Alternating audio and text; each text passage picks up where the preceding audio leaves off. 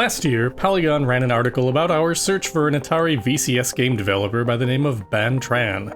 As we understood it, Tran was a Vietnamese woman who worked for a short-lived Texas-based game company called Apollo, where she wrote Wabbit, the first console game to star a human girl, before the company declared bankruptcy towards the end of 1982. However, after working on an unreleased Solar Fox conversion for the Atari 5200 the following year at Micrographic Image, Tran simply disappeared. And while there are many people in the United States by that name, none of them appeared to be her. The article Polygon posted concluded with musings that her old co-workers may have simply misremembered her name. As it turned out, they were only one letter off. I'm Kevin Bunch, and I host the YouTube series Atari Archive, which looks at the history of the Atari VCS, aka the Atari 2600, one game at a time. And I'm Critical Kate Willert, the host of the YouTube series Video Dames, which looks at the history of playable female protagonists one game at a time. This is the story of a rediscovered pioneer. The woman who made Wabbit. Thank you again for speaking with me. You're welcome. Thank you for looking for me.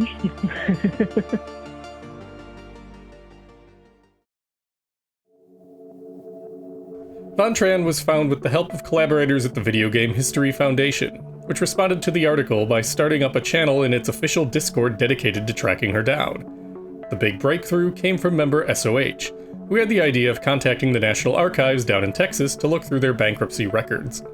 Several of Apollo's employees had to go through the court to get final royalty checks for their games, and as it turned out, Tran was one of them. Armed with this new information, we were able to finally reach out to her, now going by a married name, Van Mai, and she graciously agreed to an interview to tell her story. Mai was born in Vietnam. As a teenager, she entered the US as a refugee at the end of the Vietnam War, settling in with her family in Dallas, Texas. After dropping out of high school due to the language barrier, she later got a GED, she said a friend of hers suggested they take night classes to learn how to operate and program computers. She didn't know much about computers going into those classes, but found she liked working with them, even if the school's equipment meant her first forays into programming were done with punch cards. Upon getting her certification, Mai was hired as a programmer at the Dallas Independent School District. The district had a team developing lesson plans as part of a computer-based curriculum, and Mai's job was to program these lessons in BASIC for the district's TRS-80 computers. The work was simple, but introduced her to working on computer graphics and animation, which she enjoyed. Eventually, the district cut the computer lessons program, and Mai was back to looking for a new job. She just happened to spot a help wanted ad Apollo had printed in the newspaper looking for programmers to work on video games. Since her family lived near the Apollo offices at this time, she figured it was worth checking out.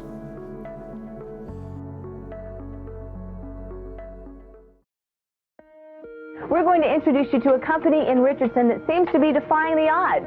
It all happened when they jumped into the video games industry, and this evening we'll show you what goes on behind the screen at a company called Games by Apollo in Richardson, Texas. This new kid-on-the-block business programs games for the Atari system, and they're working on a new game every 4 to 6 weeks.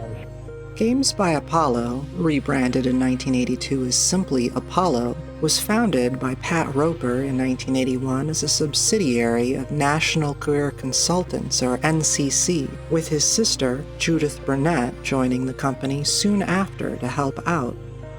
While Roper passed away in an auto accident in the 1990s, contemporary magazine interviews, as well as correspondence with his sister, paints a clear picture of Apollo's history.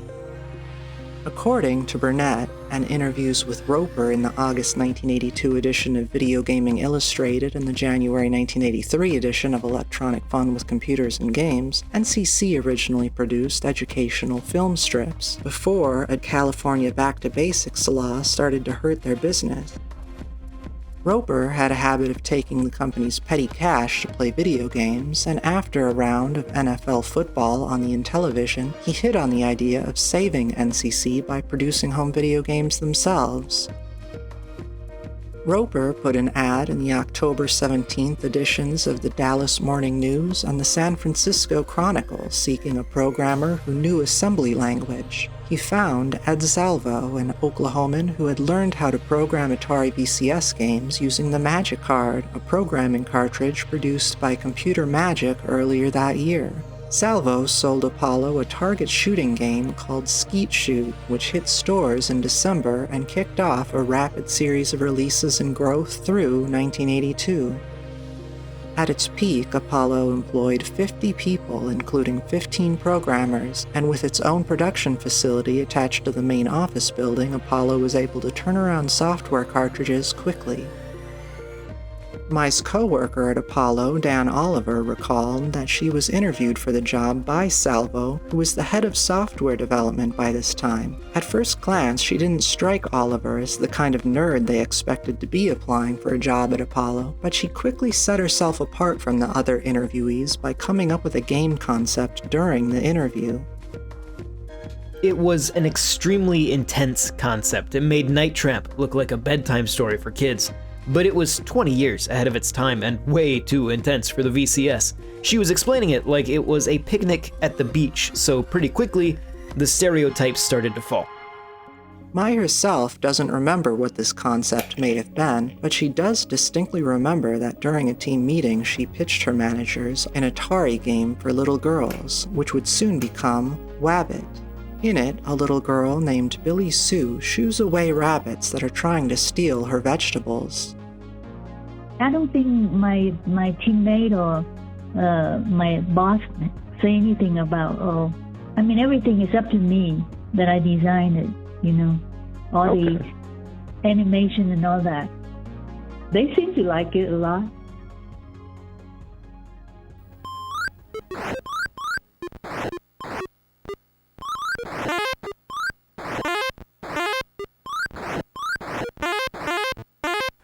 Mai's background in computer graphics and animation paid off with Wabbit, which features relatively intricate details given the limitations of the Atari VCS platform and the 4K cartridge she had to work with.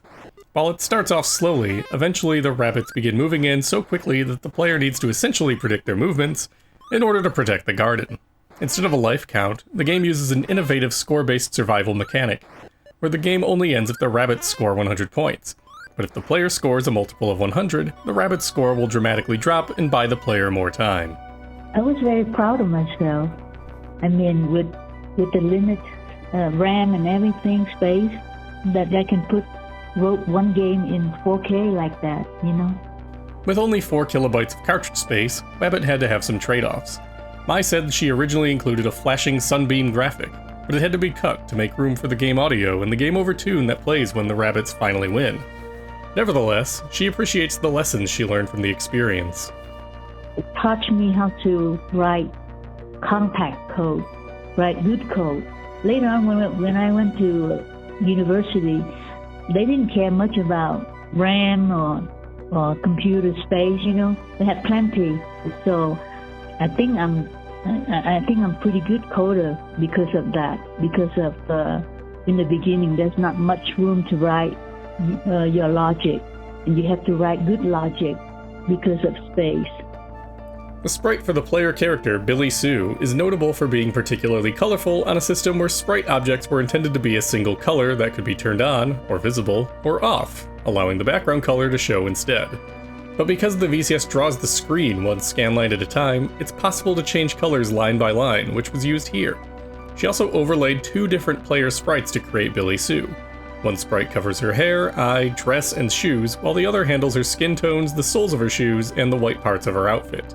A similar technique was commonly used in NES games. Mai felt that by using more color, she was able to make Billy Sue's walk cycle more clear and readable. Her white sleeve made it clear that her arm was swinging back and forth as she walked and helped separate it from the skin on her hand and the color of her dress. At Apollo, she said programmers were largely broken out into smaller teams.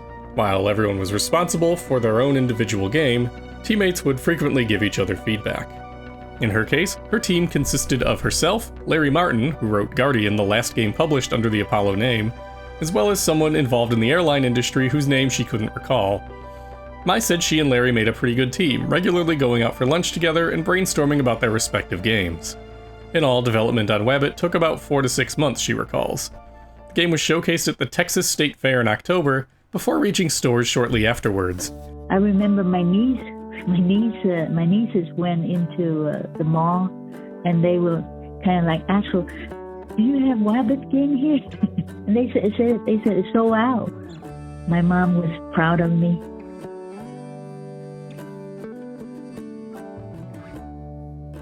After finishing Wabbit, Mai started on a new game but didn't get very far before Apollo filed for Chapter 11 bankruptcy on November 12. It would never re-emerge. Mai said she was paid a salary at Apollo, but in the last few months the programmers also got the company to pay them royalties on copies of their games as they were sold. After the bankruptcy, her royalty check ended up taking nearly 7 years to arrive. With Apollo gone, Mai was back to looking for work, though this didn't last long. 3 of her former Apollo colleagues, Tim Martin, Cash Foley, and Robert Barber, formed a video game development company called Micrographic Image, using money that Martin and Barber had earned working on a Halloween game for the VCS that was contracted out to them by VSS, a company founded by Ed Salvo with several other Apollo managers. Mai thought Ed Salvo might have been the one who interviewed her for Micrographic Image, but wasn't positive. Whoever it was, he told her that when he saw she was applying, he said, "I don't need to interview her, I already know what she can do." The working environment at Micrographic Image was a bit different from Apollo, with Mai recalling that the founders would argue amongst each other regularly, but it didn't interfere with her assignment, which was to write an Atari 5200 conversion of the arcade game Solar Fox as a contract job for CBS Electronics. Solar Fox was showcased at the 1983 Summer Consumer Electronics Show, where it reportedly impressed showgoers for being nearly arcade perfect. But while it was advertised for an October release, the game never came out. As of this writing, a copy of the game has never surfaced. They brought in the arcade so we can convert it to home game, you know? We cannot write the whole game like arcade, but we can write a simpler version on the smaller Atari. Mai said she worked on the Solar Fox conversion for about 5 or 6 months before departing Micrographic Image. The game was far along, but not yet completed by the time she left, and she had no information on who may have taken over the job once she left the company. Rather than stick with video games, Mai instead moved to California, where she earned a degree in computer science. After a few years there, she moved back to Texas and found work as an Oracle developer for a French telecommunications company. Today, she works in the banking industry. While her time in video game development is well behind her at this point, Mai said that she has thought about returning to the field, though she believes her time away from computer programming and the array of new tools poses a hurdle. But she said she has fond memories of her time at Apollo. It was wonderful. I mean, writing game is the most, I don't know, I can never find a job like that. It is, you know, you just go in there and play games for a while to get the idea, you know, and then sit around and talk to your teammate, you know, just kind of like give each other opinions. But it was fun.